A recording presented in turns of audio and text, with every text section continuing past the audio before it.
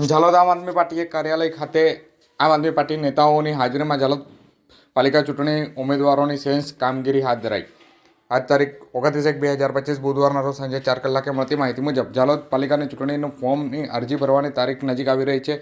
તેવામાં હાલ નગરપાલિકા ચૂંટણીને લઈને માહોલમાં ગરમાવો જોવા મળી રહ્યો છે। હાલ નગરપાલિકાની ચૂંટણીને લઈને માહોલ જામ્યો હોય તેવું લાગી રહ્યું છે। તે અનુસંધાને આમ આદમી પાર્ટી પણ પાલિકા ચૂંટણીમાં એક્ટિવ મૂડમાં લડી લેવાના જીતવાના સંકલ્પ સાથે મેદાને ઉતારવા માટે સંપૂર્ણપણે કામે લાગતી હોય તેવું લાગી રહ્યું છે। આજરોજ આમ આદમી પાર્ટીની મિટિંગ ઝાલોદ વિધાનસભા પ્રમુખ અનિલભાઈ ગરાસિયાના કાર્યાલય ખાતે યોજવામાં આવી હતી, જેમાં આમ આદમી પાર્ટી પ્રમુખે જણાવ્યું હતું કે આવનાર નગરપાલિકા અને પેટા ચૂંટણીના ઉમેદવારોની પસંદગીને લઈને ચર્ચા કરવામાં આવી રહી છે। હાલ લગભગ દરેક વોર્ડમાંથી ઉમેદવારી માટેના અરજી ફોર્મો પાર્ટીના જવાબદાર લોકો પાસેથી આવી ચૂક્યા છે અને ટૂંક સમયમાં તમામ વોર્ડના ઉમેદવારોના નામ ડિક્લેરેશન કરવામાં આવશે અને હજી પણ ઉમેદવારી કરવા ઉત્સુક ઉમેદવારોના અરજી ફોર્મ સ્વીકારી અને જનસંપર્ક કરવા જણાવવામાં આવ્યું હતું। આ મિટિંગમાં દાહોદ જિલ્લા પ્રમુખ રાકેશ બારિયા, પ્રભારી અલ્પેશભાઈ ચારેલ અને સહપ્રભારી ઇકબાલભાઈ સાથે મહિલા જિલ્લા પ્રમુખ શ્રુતિબેન, શહેર પ્રમુખ કનુભાઈ બારિયા સહિત કાર્યકર્તાઓ સહિત ઉમેદવારી માટે આવેલા લોકો મોટી સંખ્યામાં હાજર રહ્યા હતા।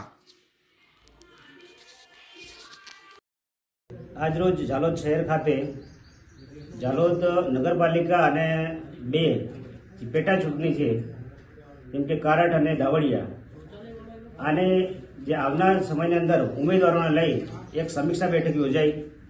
એમાં અમારા જે દાહોદ જિલ્લાના પ્રમુખશ્રી તેમજ પ્રભારીઓ તેમજ મહિલા પ્રમુખશ્રી તેમજ પાર્ટીના કાર્યકર્તાઓ શ્રી ઉપસ્થિત રહ્યા અને અમારી પાસે જે દરખાસ્ત છે લગભગ આજે 30 જેટલા ફોર્મ આવી ચૂક્યા છે અને હજી પણ કેટલાક આવવાની શક્યતા છે।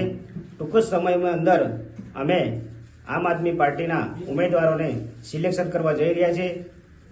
તેમજ આજે એ પણ મીડિયાના માધ્યમથી કહેવા માગું છું કે જે પણ આમ આદમી પાર્ટીમાં જે ઉમેદવારી કરવા ઈચ્છતા હોય એ તાત્કાલિક ધોરણે અમારો સંપર્ક કરે।